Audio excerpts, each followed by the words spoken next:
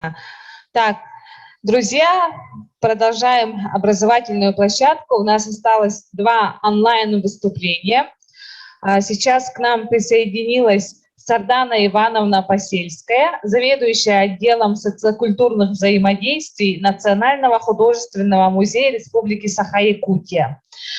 Тема ее доклада – проект 5-я Международная Якутская биеннале современного искусства BI-18 как пример развития территорий.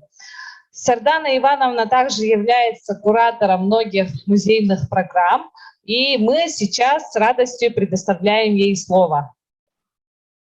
Всем добрый день, может быть, добрый вечер. Я очень рада всех приветствовать на 2-м республиканском фестивале Якут-музеем. Спасибо за приглашение. И я вам сегодня немножко расскажу про музейный проект 5-я Международная Якутская биеннале современного искусства BY-18, проект, который мы реализовали в 2018 и в 2019 году. Вот. Итак, начнем. Наша Якутская международная биеннале современного искусства, она позиционируется как проводимый с 2-годичной периодичностью масштабный выставочный проект-конкурс современных актуальных произведений художников России, дальнего и ближнего зарубежья на якутской платформе. И, конечно же, биеннале 2018 года смысловым стержнем стало развитие новых территорий и развитие новых взглядов, помогающие лучше понять современное искусство, его социальную роль и региональное значение. И для нас это стало как бы не только появлением муралов, паблик-арт-объектов и так далее, но биеннале стали полем для дискуссий, диалога между художниками и зрителями, независимо от возраста, опыта и знаний в сфере культуры. И вот в 2018 году, благодаря фонду президентских грантов, с 4 апреля 2018 года по 31 января 2019 года, почти год делали, вот, у нас состоялась Якутская биеннале. Темой была обусловлена City M. City – это город, M – это музей, то есть трактуется как союз города и музея, объединяющий творческие ресурсы российских и зарубежных художников. Вот. Положение об организации проведения Якутской биеннале современного искусства было размещено на нашем сайте. В проекте приняли участие российские и зарубежные художники, кураторы новой генерации, работающие в области современного искусства. Всего поступило 38 заявок от индивидуальных, коллективных и кураторских проектов из Якутска, Санкт-Петербурга, Москвы, из зарубежных стран, из Италии, Испании, Литвы. И в итоге участниками биеннале стали 8 художников, ну, авторов, да, и появилось 8 локальных мест. И так как я ранее уже говорила, стрит-арты, паблик-арты, и которые стали уникальными объектами, находящимися в нашем городе. Первый творческий цех у нас состоялся в 2017 году, и тогда появились 2 мурала. Это вот Чорон итальянского художника и Северянка российского художника Евгения Желвакова. Вот. Комиссаром биеннале стала Ася Львовна Габышева, кураторами стали Сабина Чагина и сокуратор Юлия Василенко. Они авторы и основатели творческого объединения «Атмосфера. Город Москва», которые как раз-таки занимаются современным искусством в городских пространствах. Вот, одни из лучших в своем деле, скажем так. Ну и, конечно же, биеннале 2018 года основным итогом стало появление паблика-арт-объектов. Далее я вам немножко продемонстрирую, какие объекты у нас появились. Очень много было отзывов и положительных, может быть, и не очень положительных. И вот самый первый объект, который мы презентовали 21 июня 2018 года, это мурал Андрея Атмо, который вызвал огромный резонанс, в том числе в социальных сетях и в местных СМИ и так далее. вот, тоже один из таких известных художников уличного искусства, известен не только в России, но и за рубежом. Но тут, наверное, стоит важно отметить, да, почему вообще было очень много вопросов, вот почему всегда приглашаете только там зарубежных и российских художников, которые приезжают в Якутск и там что-то делают и уезжают. На самом деле это не так, потому что, как я ранее уже говорила, положение было размещено на нашем сайте, и заявок, конечно же, поступило очень много, но мы реализовали всего 8 объектов. Но тут хочется отметить своих местных художников, якутских художников, которые тоже приняли активное участие в нашей биеннале. Это Софья Шилова, ее стрит-арт-хамус. Вот. Видно, да? Да, все Ага. видно. Ага, хорошо. Стрит-арт Хамус – это данный стрит-арт находится в нашем городе, улица Кузьмина, 10, здание аптеки. Автором стала Софья Шилова, которая одна из первых отправила, собственно, заявку и успешно реализовала свой стрит-арт. Софье помогали наши волонтеры, она где-то более 10, около 20 дней, по-моему, делала данный стрит-арт. Конечно же, приглашенным художником стал Николай Полиский, его ленд-арт-проект «Священный табун мифических лошадей». Данный объект стал излюбленным местом отдыха, местом силы наших горожан. И ни для кого не секрет, сейчас очень многие там отдыхают, проводят свое время. Вот, и это можно проследить в социальных сетях, когда нажимаешь хэштег, набираешь хэштег там «Священный табун мифических лошадей». У нас недавно на поле состоялся субботник, ежегодно мы делаем. Вот, и в этом году к нам присоединились тоже волонтеры.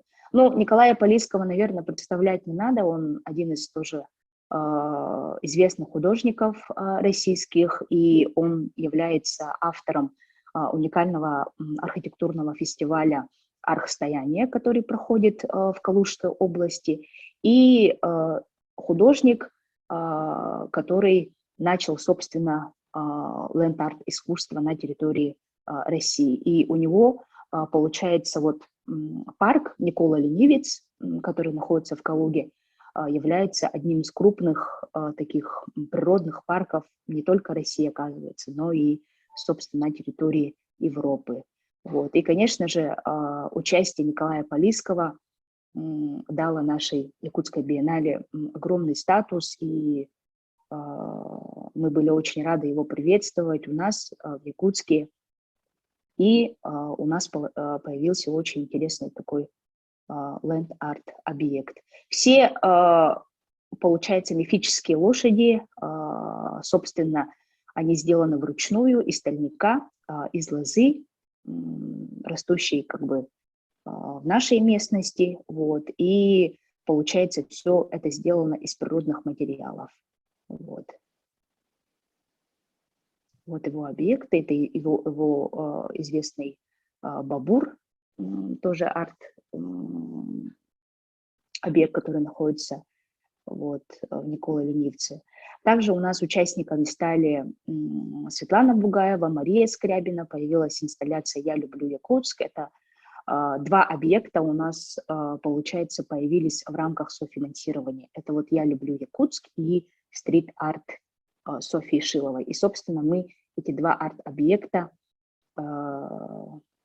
презентовали в рамках Дня города Якутска. Вот. Следующий паблик арт-объект, который появился тоже в нашем городе, это арктическая космогония, которая находится на территории Арктического государственного института культуры и искусства. Вот. И тут, собственно, Сардана Иванова, известный тоже якутский художник, график, дизайнер, вот, она тут использует архетип снеговые очки, да? Снеговые очки, которые мы тоже считаем как бренд нашего региона и так далее, и получается вот это как все равно как музейный объект, музейный экспонат снеговые очки, только тут у нее уже в виде современной интерпретации, в виде паблик-арт-объекта. Вот, появился на территории Агики, собственно. Так, следующий паблик-арт-объект, тоже якутский художник, называется «Время искусства». Сделал его Арсентий Мельников, который тоже активно участвовал и в предыдущих биеннале, и в 2014 году, по-моему, может быть, и в 2016 году. Вот. И данный арт-объект, он разместился на территории исторического парка «Россия. Моя история». Вот. И он, собственно, говорил, что вот все, что происходит в нашем мире, вот это искусство. В моем проекте искусство создается временем.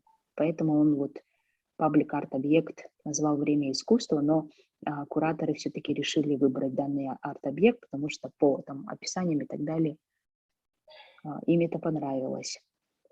Так, следующий мурал – это богиня Аихит, находится в здании Лермонтова, 56, наверное, многие видели. Данное полотно принадлежит Лене Гоголевой, она тоже якутский художник, сценограф, дизайнер, главный художник цеха академического театра имени Платона Алексеевича Аюнского. Вот. Тут уже на якутскую тему. Вот. Также у нас в рамках биеннале, собственно говоря, состоялась и параллельная программа, это культурная, образовательная, коммуникационная платформы, состоялись публичные мероприятия с участием общественности.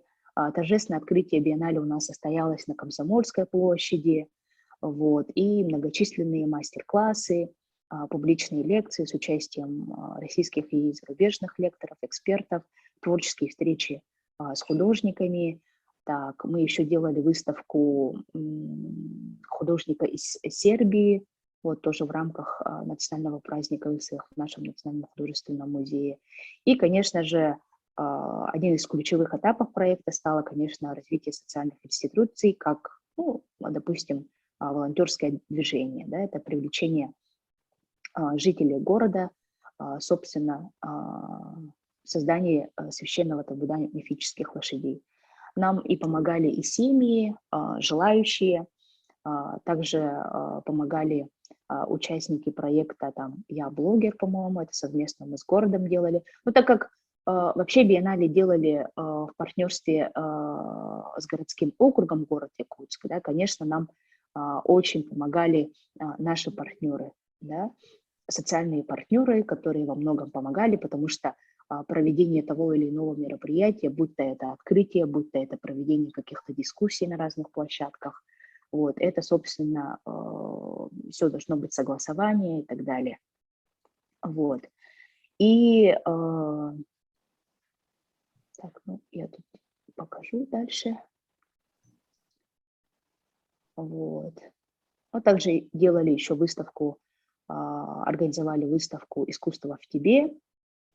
Вот на стадионе Туймада ежегодно проходит ЕКТ-фест, вот с мастер-классами и так далее. Стефания Велькович, вот открытие ее выставки. Также, собственно, комиссар и кураторы предыдущих биеннале Эло Ферия и Франсуаз Винсент Ферия, Франция, они, собственно, с 2012 года были комиссарами и кураторами Якутской биеннале в течение нескольких лет. И вот они проводили летнюю школу «Перекресток культур». И данная школа, она проводилась на нескольких площадках. Вот. Был очень интересный гастрономический перформанс. Это, скажем так, главная фишка наших кураторов. Музейный суп BY от Элоа и Винсент Ферия. Вот. И каждый желающий мог, конечно, присоединиться. Вот. Педагоги наши проводят образовательные программы, тоже на Комсомольской площади.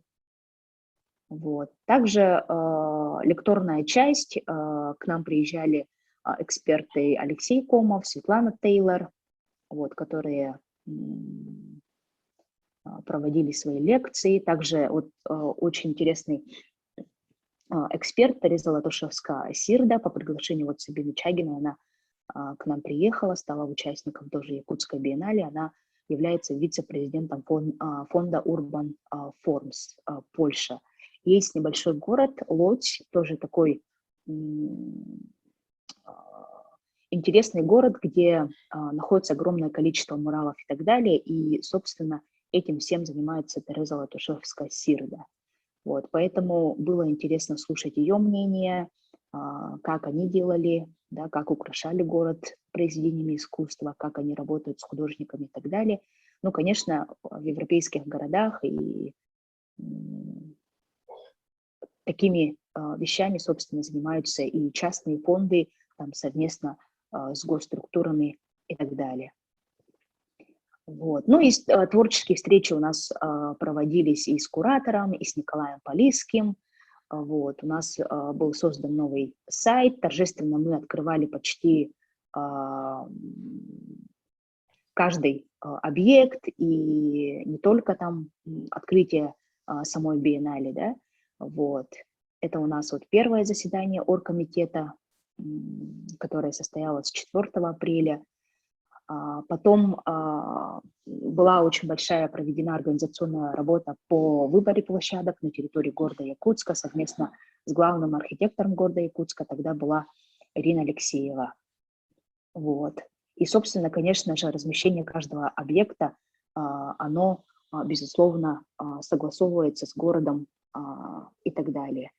Вот. Но хочется отметить, что цели и задачи, которые мы перед собой поставили тогда, мы все их выполнили, мы успешно отчитались перед фондом президентских грантов, и в 2020 году наш проект музейный Биеннале современного искусства BY 2018 года стала, то есть проект вошел в топ-100 лучших проектов, проведенных фондом президентских грантов в 2018 году.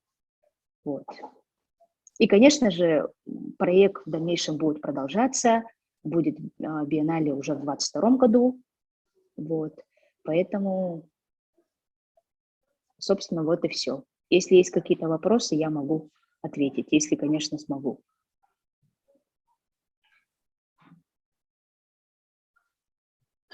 Есть вопросы? Ага. У Анны Щербаковой, наш гость из Владивостока, ты уже в курсе, где Сардана? Да, у нее есть вопрос. Здравствуйте, Анна. Да, у меня вопрос вот какой. Скажите, пожалуйста, вот вы закончили, ну, то есть я знаю историю биеннале, я знаю, что очень долго поддерживался там, первоначально поддерживался конкурс «Меняющийся музей в меняющемся мире», потом фонд президентских грантов, потом, и вы сейчас говорите, вы планируете провести еще, а вы как-то концептуально для себя понимаете вот этот вот направление развития? Ну, это потому что, почему я спрашиваю, потому что, как вы знаете, во Владивостоке было предпринято много разных усилий, да, по развитию современного искусства, паблик-арта и прочего, и все ровно схлопнулось в тот момент, когда оказалось, что деньгами некому поддерживать, а партнеров на территории нет, и оказалась только небольшая группа людей, которые в это верят, но им не хватает ресурсов развивать это. Но чтобы вы как бы просчитываете эти риски, понимаете ли вы, как это будет концептуально развиваться дальше, и, собственно говоря, какого эффекта вы ждете глобально от вот этих, этой системы шагов? Анна, спасибо за вопрос, очень интересный вопрос, очень сложный, и до сих пор мы на этот вопрос ищем ответы, скажем так, да. Но вы уже сказали то, что вот у Якутской биеннале есть своя история, да, и первый грант был выигран в 2009 году, первая биеннале была реализована в 2010 году, и благодаря поддержке, собственно, фонда Владимира Потанина. И с тех пор, вот до 2016 года, кураторами и комиссарами были Эва Ферия и Франсуаз Винсент Ферия, собственно, которые исследовали местное творческое сообщество в Якутске и так далее, и были даже совместные обмен опытом То есть наши художники выезжали там во Францию, французские художники и зарубежные художники приезжали к нам в Якутск и так далее. И, собственно говоря, это было как бы своеобразное исследование комиссара и куратора биеннале в течение там продолжительного времени, да, там, буквально там 6 лет Якутской биеннале занимались только одни и те же кураторы. Вот. И итогом, конечно же, стали выпуск небольших там каталогов, проведение выставок и так далее, и так далее. Но в связи вот с развитием в Якутске, как раз-таки с появлением муралов и так далее, и, собственно, вот проведение биеннале 2018 года было логично, потому что творческий цех первый, он состоялся в 2017 году. Да, и этот первый творческий цех как раз-таки делали приглашенные кураторы Чагина с Василенко. Вот, и, собственно, было логично после 2017 года, в 2018 году проводить как раз-таки биеннале под эгидой, там, под темой CTM. То есть мы уже выходим за пределы города, и у нас в городском пространстве будут появляются вот такие арт-объекты. Конечно, мы до последнего не знали, что выиграем грант, но у нас проект уже был готов. Мы знали то, что в рамках биеннале мы будем делать там конкретно 8 арт-объектов, да. А что касаемо уже следующих проектов, тут, конечно, уже очень сложный вопрос, потому что, опять же, кого мы будем приглашать? Либо надо ставить там своего куратора, либо... Сардана, я, честно говоря, основной упор, может быть, будем делать на исследования, либо там на образовательные программы и так далее. Потому что, знаете, вот как получилось, да, с биеннале 2018 года?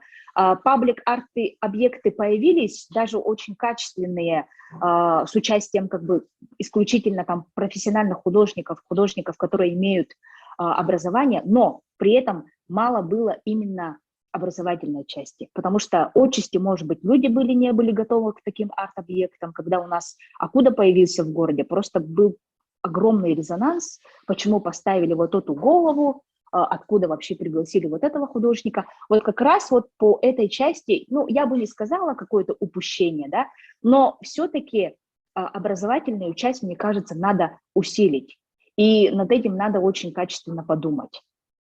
Да, вот спасибо большое, потому что куратор, кто куратор это или комиссар, это дело десятое, потому что должна быть некоторая концепция. Да. Очень любопытно, я надеюсь, что мы какие-то объекты сможем увидеть. Вы наверняка знаете опыт, который, мне кажется, вам был бы полезен в качестве партнера на развитие вот этой вот образовательной, просветительской и формата культуры участия. Это, конечно, проект «Паблик за партой», музей Пермиме, музей современного искусства. Да. Пермиме, девочки Настя Шипицына и Настя Серебренникова поставили это просто как технологию, да, то есть когда они приезжают в регион и с подростками, как группу, которую они набирают, они делают какой-то паблик-арт. Самый прекрасный у них был из всех проектов, то, что они делали на территории Пермского края, это в поселке, где были найдены останки Трагантерьего слона, где они с подростками весь этот небольшой поселок превратили в такое место обитания Трагантерьего слона. Самое прекрасное – это такая остановка, на которой написано «Здесь Трагантерьевый слон ждал автобус, но так и не дождался». И это как бы примеряет, это помогает включить через детей и родителей в обсуждение важных вопросов. Мне кажется, что если вы задумываетесь об этом, то это то, с чем можно посотрудничать. Да, спасибо большое за совет, Анна. Это очень важно для нас. И действительно, вот мы над этим подумаем, я думаю, поработаем и с коллегами, с нашими партнерами, чтобы была именно просветительская часть по тем объектам, которые уже находятся в нашем городе. Вот, потому что у людей могут возникать вопросы отчасти из-за того, что они просто-напросто мало проинформированы и, может быть, даже не знают, что это такое, когда они появились и так далее. Так, зал, еще будут вопросы? Так, у зала пока вопросов нет. Сардана, Я хочу прокомментировать, и я лично, ну, уже много раз говорила, да, что этот проект вызывает только восхищение, потому что, в принципе, музей как бы государственная структура, но вышел за рамки своих стен и организовал вот такое движение, да, замечательное, и вошло как бы вообще в историю, может быть, я неправильно выражусь, урбанистики, городского пространства. Поэтому тебе большое спасибо. Я помню, как ты писала заявку на фонд президентских грантов, сумма у вас была очень большая, там миллионная сумма, и я помню, как ты работала над этим проектом, это очень сложно, и продолжай в том же духе, удачи. И спасибо, что ты украсила сегодня наш фестиваль. Твое выступление, как ты видишь, вызвало огромный интерес у аудитории. Спасибо большое. Спасибо, Инна. Спасибо за приглашение. Спасибо.